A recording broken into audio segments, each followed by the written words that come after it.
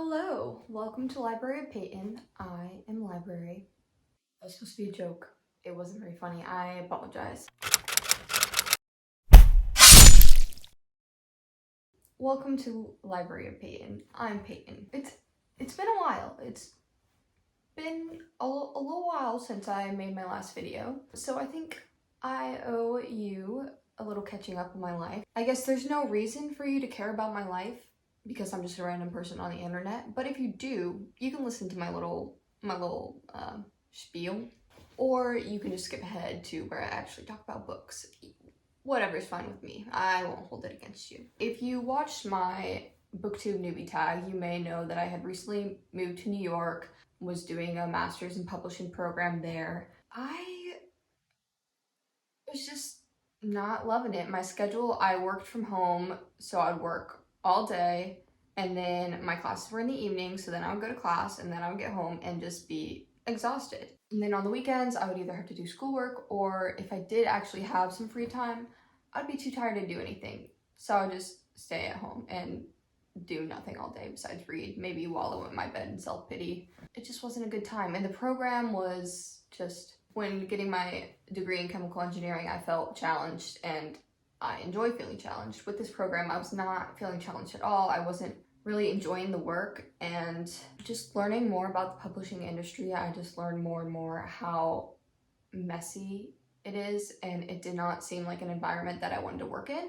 And I was paying money to get this degree in which I would still have to start at an entry-level job paying like 45K, trying to live in New York, and the math just was not mathing. It did not make financial sense. I wasn't enjoying what I was doing. I'm an introvert. I don't like people. I don't like large crowds. So I just never wanted to go outside my apartment.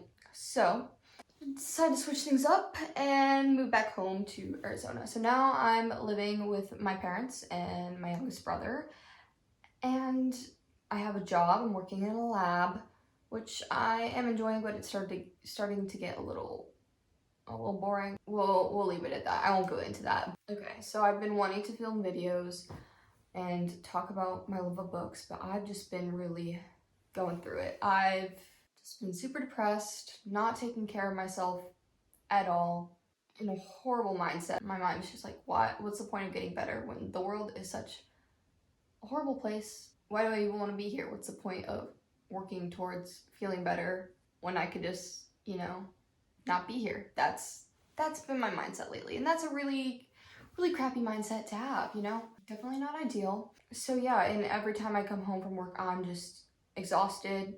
Like in the mornings, I'm all pumped. I'm like, yeah, I'm gonna come home, I'm gonna film a video, I'm gonna do all this stuff, and I get home and I lay in bed reading and just can't do anything else. It's just not fun. So I'm working through that. I'm hoping maybe if I start forcing myself to make videos, that can help me, like, give me something to be passionate about, because right now I'm not passionate about anything, and I hate it. Like, I hate not having goals and things to work towards, so hopefully this can help. Yeah, and I love reading so much, and I just want to share my love with other people, because I feel like if I'm reading and then not sharing it with people, I'm like, what's the point? What's the point of reading? Like yeah, I'm like furthering my worldview and like learning more about different cultures, different types of people, understanding how different types of people think, and I'm just like having a good time. But I feel like I want more from my hobbies, I want to share it with the world. So that's what I'm doing. So that's that. Let's get into the books. So this is gonna be like a recent reads video. I'm only gonna talk about the books I read in January and February, because I'm hoping to do another like March wrap up. I read over 45 books in January and February, so I'm not gonna talk about every single one because that would be way too long of a video, and my voice cannot handle that. I don't talk enough. So a lot of these books were audiobooks. I listened to them, most books, on like 3 times speed, so I can get through them pretty fast, and I have to drive a lot because my job is like 45 minutes away from my house. So that is how I get a decent amount of reading done. Ideally, I would read physically more, but it's not always possible. All right, so let's get into the books. I'm just gonna be highlighting books that I had strong emotions towards. A lot of the books were pretty mid, pretty meh, and quite frankly, I don't remember them at all because I read a book and I'm like, oh, this is the best book ever, and then like 5 minutes later, I have no idea what I just read. Memory, not great. So we'll see how this goes. One of the first books I finished was The Collective by Allison Galen. This was a pretty good book. It's a thriller. So we have a mom, Camille, and her daughter died about 5 years ago, and she's kind of obsessed with the guy who she thinks did it. And he was acquitted and stuff, and he's just living his life, like getting awards and scholarships or whatever and all this stuff. She's mad because she's like, he's the reason my daughter is dead. And I'm not gonna explain all the details, but somehow she gets wrapped up into this group on the dark web that is a collection of angry mothers whose children were killed or driven to suicide by assault, bullying, abuse, that kind of stuff. So each person in this collective does small little tasks, maybe like buying a knife and mailing it somewhere, or just like sitting in their car watching someone. Eventually, some people have to do more dramatic things like killing people, but it starts off pretty innocuous. So all these actions add up to getting revenge, which is killing the people that the moms are mad at. And most of these are pretty cleverly disguised as suicides or accidents. So at first, Camille isn't even sure if it's real. She's like, I'm doing this stuff, but is it really having an effect on the world, or is it just kind of a fake thing that's placating these angry mothers to think that they're contributing to getting revenge? But things slowly start to become more real, and she starts to question her involvement in the group, but she may just be in too deep to back out. So that was good. I enjoyed the audiobook. It was pretty good. Next book I finished, or not the next book I finished, but the next book that I really enjoyed was A River Enchanted. Ooh boy, both the duology. A River Enchanted and what's the other one called? A Fire Endless. Oof. These books were so good. So good. The writing was just really beautiful, and I loved all of the characters. Like, I just felt so connected and invested in all the characters and their lives, and the relationships between the characters, whether they be friends, enemies, married couples, just couples, they were just done so well, and it felt so realistic to me. Even though this is a fantasy world, blah blah, it was just good. It was good, okay? And also there's a couple like super cute little kids, which I always love in books. It's just so funny because kids are so funny, and I love when they're done well. So anyways, let me actually tell you what it's about. It's a fantasy with a bit of enemies to lovers romance like subplot, but they're definitely not actually enemies. They're more like childhood friends / rivals that bickered a lot and were really competitive with each other. But yeah, so picture this. Picture an island called Cadence that's ruled by water, earth, fire, and wind spirits. And due to some stuff that happened in the past, half the island has nature that's like thriving and the spirits are thriving, and then the other half has nature that is pretty dead. While the people of the thriving half, the east, can use magic, it makes them ill to do so, so it's used sparingly. As opposed to the other side, the west can use magic freely, but it hurts the spirits to do so. Each side is run by a clan, and these clans have been enemies for a long time. And the side that's dying, the west side, often raid the east side because they need food and stuff to survive, because you can't just live off of magical cloaks that protect you from arrows or whatever it is, you know? You need food to survive. Somebody tell me that. I need to get that through my head. So anyways, we have Jack, our main character. He's from the east, and he's been living off the island for a while. He's studying music at some school. One thing that's kind of weird about the books is we literally know nothing about the world outside of the island. Like, is there magic outside the island? Is there no magic and people are just like, well, you're just gonna leave the island alone? Is it our normal world, but there's just this weird island? I don't know. So you just kind of gotta ignore that part. I mean, it's not that important to the story because it's only focused on the island. Anyways, so Jack gets called to come back to Cadence because girls are being stolen from his half of the island, and Adara, the heiress of the East Side, thinks that he will be able to help by using his skills as a bard to contact the spirits. These two were childhood rivals, but they slowly start to develop a friendship throughout it all. And we also get lots of different perspectives from the other residents of the island, and a whole lot of stuff happens, and it's so magical and so heartbreaking and funny and tragic, and I just loved it all. Loved every second of it. And so, please read that. Please. I beg of you. Next, the Book of Cold Cases. I'm gonna make this one brief because I got a little beef with this one. So we have a true crime blogger, and she gets lucky and gets to interview this woman, Beth, who was acquitted for the murder of 2 men in like 1977, and she now lives as a recluse in her mansion. It's interesting because the whole time you're trying to figure out whether Beth did it or not, and I just kept going back and forth. Unfortunately, I didn't read the genre tags well enough, and there's a paranormal twist to the story that just really frustrated me because this whole time I'm trying to think of realistic explanations for things, right? And then, whoa, psych, some paranormal thing is actually the twist. That just kind of felt like a cop-out for me, and I was really frustrated. Yeah, I don't really remember what actually happened in the book, to be honest. I think I found it entertaining, but I was just frustrated. Another book that I loved was Nettle and Bone. This was just such a fun book. It's super short, less than 300 pages, but it was so good. So we have Mara. She's a princess, I think she's a princess, pretty sure. But she's the third born daughter, and she was sent to live with nuns for some reason. Cannot remember for the life of me why, but her older sister was married to a prince, and then she died, and then the next sister was married off to that same prince, and then she's kind of being blatantly abused. So Mara decides to take matters into her own hands, and she ends up going on this journey with a dust witch, which is someone who lives at a cemetery and speaks to the dead, a handsome knight, and a goofy little fairy godmother who can really only bestow crappy blessings on babies. It's kind of a funky group that gets into a lot of shenanigans, and it's very funny. There's a chicken possessed by a demon that just kind of rides around with the dust witch.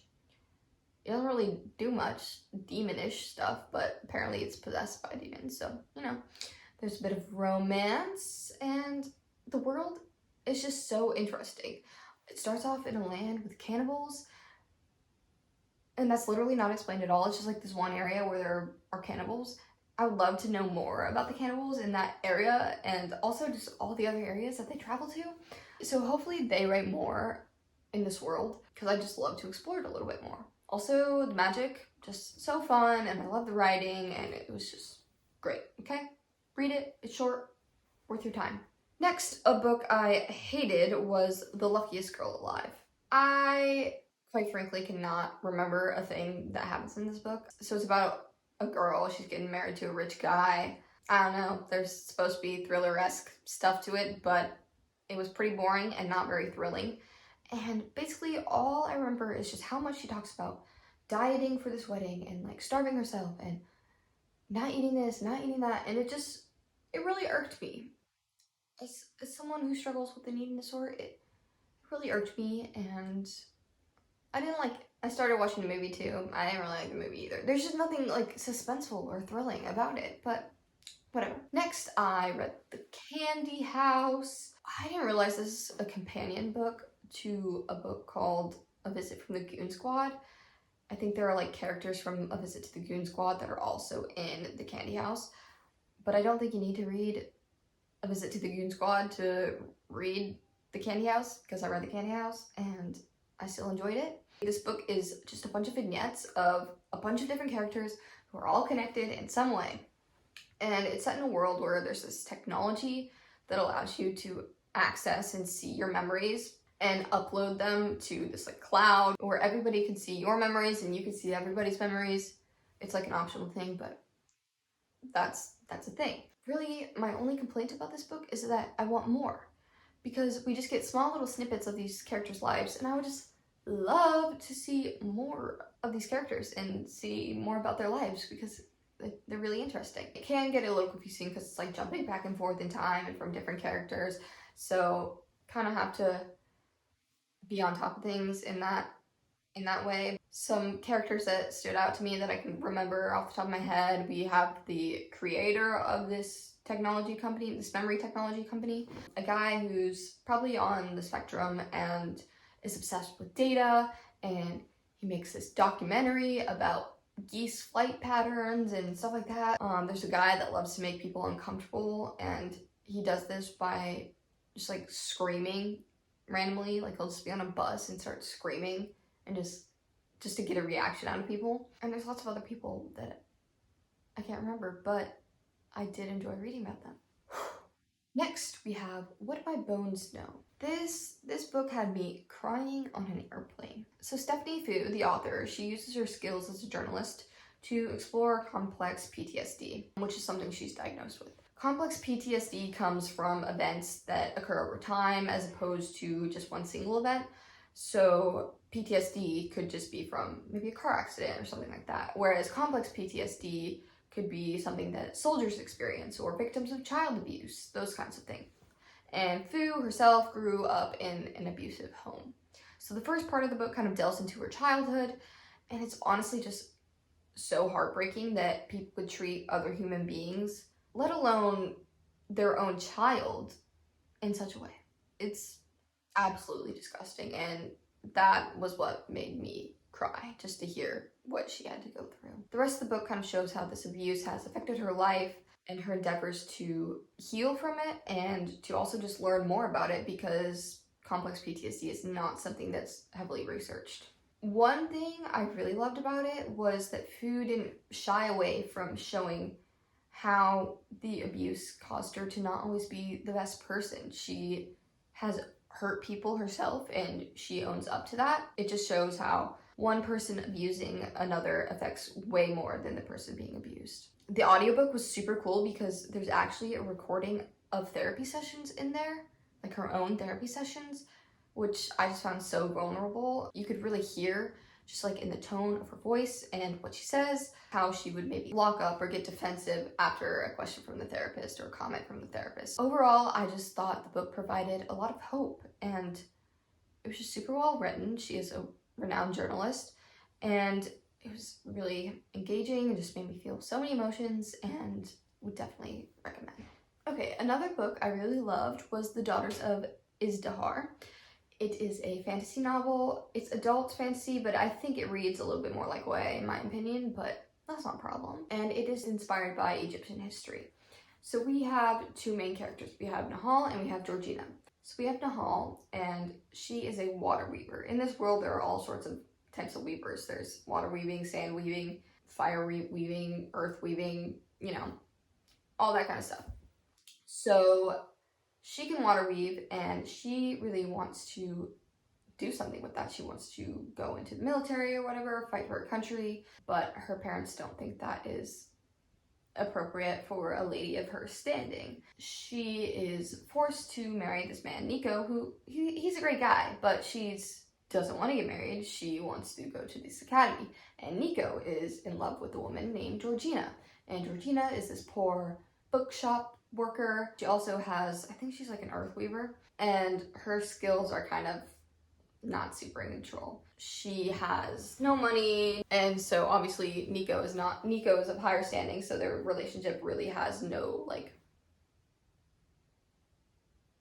they're not going to be allowed to get married. Anyways, Nahal makes a deal with Nico, and she's like, I'll let you have Georgina as a mistress if you pay for me to go to this weaving academy. And so Nico takes the deal, but Georgina is absolutely offended. She's like, you think I would ruin my reputation like that and like hurt my family like that, becoming someone's mistress? Like, that's disgusting. And so she is very offended, but it's heartbreaking for her because she does love Nico, and he's like one of the only good things in her life.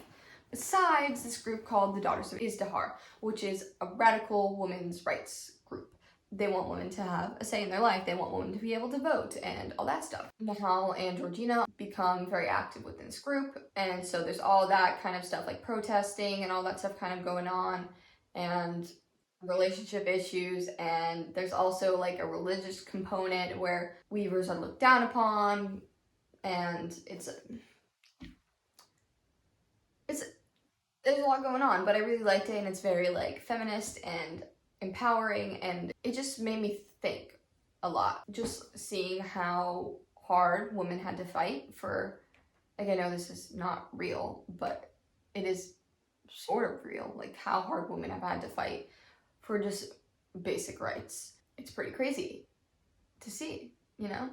And to see how things can get violent, and they may have to get violent in order to make change. It was a good book. I would definitely recommend it. I'm excited to read the second in the duology when it comes out. Another one I did not like, The Paris Apartment. This book was so hyped, I feel like, and it was just a letdown. It was boring. I was bored, okay? So the main character, I don't remember why, but she ends up going to Paris to stay with her stepbrother, but then when she gets to his apartment, he's not there. So she's like trying to figure out where her brother is. There's this creepy people, weird like rich people living in the apartment complex. I don't know. I don't really remember what happened, but I just remember being bored. I probably should have DNF'd it, but I felt like I needed to get through. I don't know. But it was a slog to get through. Would not recommend. I was bored. Didn't really like any of the characters. Didn't really care about any of the characters. It was just not a good time. Next, a thriller that I did like was The One by John Mars. This book just made me think a lot, because there's this, so they find out that you can have a soulmate that is genetically your soulmate. Like some gene matches up and you are soulmates. You are perfect for each other. And so there's this company that you send in your like mouth swab or whatever, and you get back your match as long as they've taken the test. Some people don't get matches because their person hasn't taken the test or whatever. So everybody is like taking these tests, finding their soulmate. Marriages are falling apart because people are taking the test and they're like, you're not my soulmate, so I'm gonna go be with my soulmate, that kind of stuff. And it just got me thinking, like, would I take the test? Like, I'm in a relationship, but would I take the test? I love my partner, but what if something better? But then, like, and would I question that all my life? I don't know. Yeah, it really had me thinking. I asked him what he would do, and he was like, I don't think I would do that. I'm happy. And then I'm like, but would you? I don't know. I feel like it would eat away at you. And what if we were perfect matches? And it would be like, whatever. So this is cool. We follow like the creator of like the discoverer of this gene and her match. We follow a serial killer who's been matched with a policewoman. We follow this man who's engaged to a woman who gets matched with a man. We follow a woman who got matched with someone who just died, and she meets his family, and they like want her to have his baby because they saved his sperm. I don't know, that's a weird one. And we follow this woman who gets matched with someone who lives in like Australia, across the world, so she goes to be with him, and it's interesting from there. I liked it. I had a good time, and I thought that the twist was pretty good, and it really just made you question everything in the book. Good times. Another trilogy that I really loved was the First Law trilogy by Joe Abercrombie. The first book is The Blade Itself. These books were just so good. All the characters are super morally gray, which I love. I love feeling conflicted. Like, I love a character, but also they're like a horrible person, but also they have like goodness inside of them. It's a good time. It's also very funny. Yeah, so let me tell you a little bit about it. So we have Logan, who is known as the Bloody Nine. He is a man from the north. He's big. He's all like scarred up. He's missing a finger. He's called the Bloody Nine because he's missing a finger. He's like known throughout the north as being this like notorious, infamous killing machine. It starts off with him almost dying. The rest of his group, they're like dead because they were attacked. He's the only survivor, and he comes across this squire, I think is the word. No, apprentice. He comes across this apprentice for a wizard named Baez who wants to talk to him. So they go and travel to Baez, and just more ensues from there. We follow a man who is nobility, and he's just kind of gotten everything he wants in life. He's like a womanizer. He's super self-possessed. Like, is that the right word? He's just obsessed with himself. He doesn't really like try hard for anything. He just gets everything he wants in life. He's good looking, and he's a fun character to be with. They're all fun characters to be with. We have Glocta. Glocta's probably my favorite character because I felt like I could really relate to him, which, bear with me here. Bear with me. I'll explain. So he is an inquisitor. He tortures people. That's his job. He tortures people. He used to be kind of like Giselle. He was a big shot, soldier, handsome, womanizer, living it up. He gets captured in a war and is tortured. Eventually, he comes home. He's severely disabled. He is in constant pain all the time. He's like missing most of his teeth. He can only eat liquid food because he can't chew because they did like every other tooth or something. So he can't like actually bite down on food. He's going through it, and he's not that old either. Like, I think you look at him, you would think he's like ancient. That's how I picture him in my mind, like an old man, but he's only like 30 something. But he's been through a lot. That is not why I relate to him, the torture or the disability part. So he tortures people, but he is conflicted by it. He's like, why am I doing this? What's the point of doing this? But then he still does it. That's where I related to him, because I do stuff like that, whether it be not eating enough food or working out too much or something like that within my eating disorder. I know it's bad for me. I know it's hurting me. I know it's hurting other people, but I just can't stop. I'll be doing something and I'll be like, why am I doing this? But I still keep doing it. And Glocta does that. He's like torturing someone and he's like, why am I doing this? But he still does it. And that's how I related to him. I also just thought he was a super interesting character. And he's very funny, and he has like a dry, and dark sense of humor, and it was a good time. There's a few other characters. There's a woman who is kind of like feral. She doesn't really come in until later in the book. But anyways, so we have all these different characters. There's a few more, but I don't want to explain them all. You follow them individually and like see how their stories kind of interweave with each other. Sometimes they're like groups that are together and then they split apart, but then other people come together. And yeah, I just had such a good time reading these 3 books. My only complaint... Okay, wait, I have 2 complaints. That's 4, but 2 complaints. First of all, I was just frustrated by... So reading these 3 books, we see these people grow and become, albeit still morally gray, still not the best people. You see them grow and become better peoples through their journeys and their interactions with each other. But then I feel like in the last book, they all just kind of go back to the way they were. So that was really frustrating to me, because you have all these character arcs and then it's just like, psych, revert back to the beginning, which was annoying. I was a little mad about that. Second, how is the end of a trilogy a cliffhanger? Answer me that, Mr. Abercrombie. That makes no sense. I believe there is my head is itchy. I believe there is a second series that kind of goes on after this. I think it's like pretty far in the future though. So I want to read this. Let me know if you have read it and what you thought of it and if I should read it. But that was really frustrating because you're on the last book of a trilogy. You expect it to have a nice, solid ending. No, it's a literal cliffhanger. Not happy. I'm not happy. But it was a good time and I enjoyed it and I would definitely recommend it. Sorry, I didn't really explain much of the plot, but I feel like it's very character driven anyways. They go on journeys and they fight battles. I liked a lot of the battle scenes. I think they were really well written. Yeah, good times.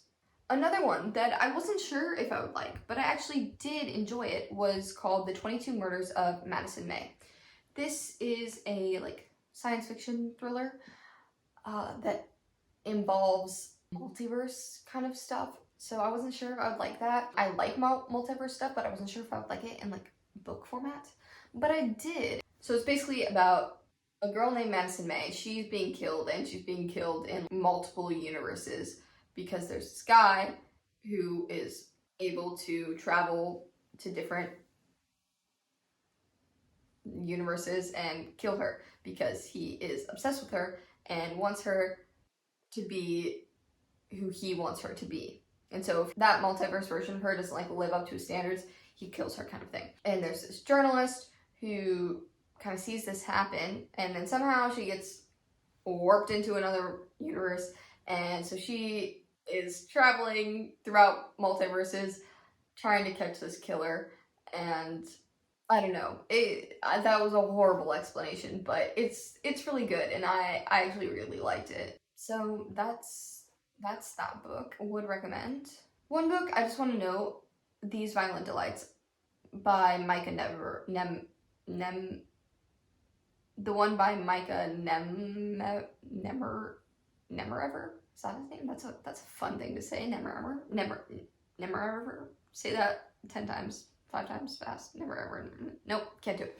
Anyways, not the one by Chloe Gone. I've heard a lot of good things about it. I feel like maybe I just wasn't paying enough attention to it because I was trying to listen to it at work, but I wasn't giving enough attention to the audiobook. But I was just kind of bored by it. I don't know, should I try to like reread that physically? Is it good, do you think? Let me know. I just wasn't wowed by it. I don't remember what it was about. I think it was about 2 boys in a relationship and obsessiveness. But yeah. One book I really liked, another book, As the Wicked Watch. So the main character, Jordan Manning, is a crime journalist, and she's a strong, powerful, aggressive Black woman who owns it. And I like to see that. It's cool. And so there is this case where a 15-year-old girl's body is found in an abandoned lot, and Jordan just wants to help solve it really bad. I don't remember everything that happens in the book, but she's just she puts everything aside, her personal life, any other work, and she's just like on this case and determined to solve it. And it was good. It was dark and haunting, and like at the same time I like that kind of stuff. I know. But it was good. So read it. Sorry, I didn't really tell you much about it, but I can't remember. I just remember liking it, okay?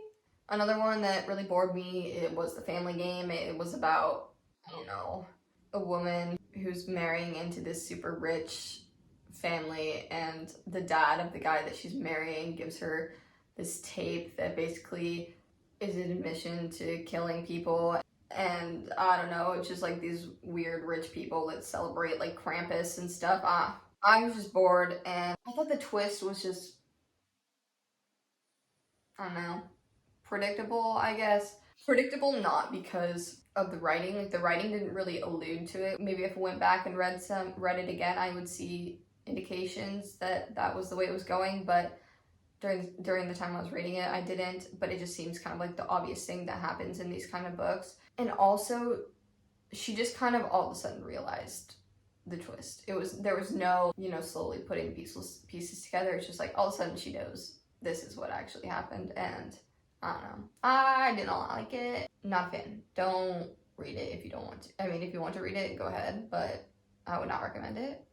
Next, As Long as the Lemon Trees Grow. This was a lovely, I don't want to say lovely book, but it was a really good book. Really, really tugged at my heartstrings. It is a young adult book. The main character is a girl named Salama, and she was a pharmacy student, but then the war in Syria started, and basically she's now working as a doctor, like performing surgeries and all that stuff, because anybody who was somewhat in the medical field has to be doing everything they can to help people in this time. Secretly, she wants to escape Syria and start a new life, a better life, away from the war, but also she feels that she cannot abandon the people that she saves on a daily basis. Another contributing factor to why she wants to leave is because her sister-in-law is pregnant. Note, her mom's dead, and her dad and older brother were like imprisoned, so she doesn't know if her brother and dad are alive or not, but she's assuming they're dead. So she is trying to figure out a way to get out of Syria, but also dealing with the guilt that comes with leaving Syria. And she meets this boy who would have been her arranged marriage partner, but they never really got the chance to meet because the war happened. And he films the stuff that has been happening in Syria and posts it on YouTube, and he feels like he's doing an important job of informing the public and people outside of Syria of what's going on. So he's like, you can't leave, we're doing important stuff here.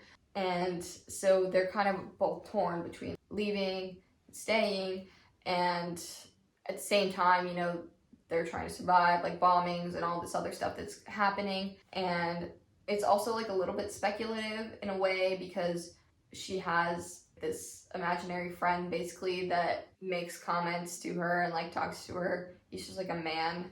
So there's that aspect to it as well. But she kind of sees it more as a hallucination. It was really good. I felt like the romance aspect of it was a little bit quick, but at the same time, I feel like when you're in a life or death situation almost constantly and you find a person who can make you laugh and smile in those times, and you have things that you connect on, they both really love Studio Ghibli, then maybe that bond does form very quickly. So who am I to judge? But yes, I really liked it. It was eye-opening, it was heartbreaking, it made me laugh and giggle, and there's some twists in there that I was like, what the heck? I was driving while listening to the audiobook, and I had to like stop the audiobook and be like, what in the world? Flabbergasted was what I was. Finally, well, this was the last book that I finished in February, which I loved, was A Dowry of Blood by S.T. Gibson. Holy crap, guys. Everyone said how good this book is, and I kept putting off reading it, but it's so good, and you need to read it. And I don't even know why it was so good. Like, I can't point out particular reasons why it was so good. I just literally couldn't put it down. I think the writing was just so good. I don't know. I couldn't stop reading once I started. It was just so lyrical and beautiful. I wasn't getting like lost in lyricism and prosaic nature of the words. So that was good, because that can sometimes happen when things are too poetic or lyrical or whatever. It was just so good, and I just wanted to know what was gonna happen, even though like I feel like not much even happened. I mean, a lot happened, but not that much. I don't know. It's told from the perspective of Dracula's first wife, Constanta.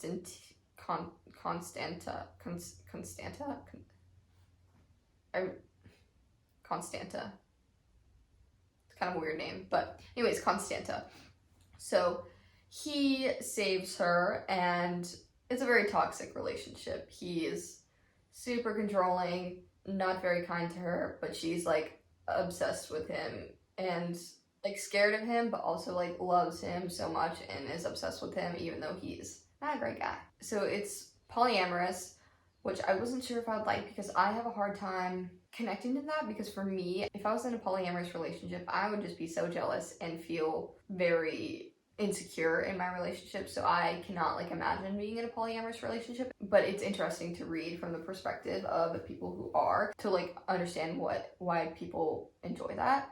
I just cannot. I don't think I am confident enough to be able to be in a polyamorous relationship myself. But anyways, so a few other people come into their relationship. There's one woman and one man, and Constanta also like falls in love with these people, so she has just so much love, and it's just a beautiful story, okay? It's a beautiful story about people in a toxic polyamorous relationship who go through centuries together. They find comfort within each other as they're being abused by Dracula and going to different places in the world.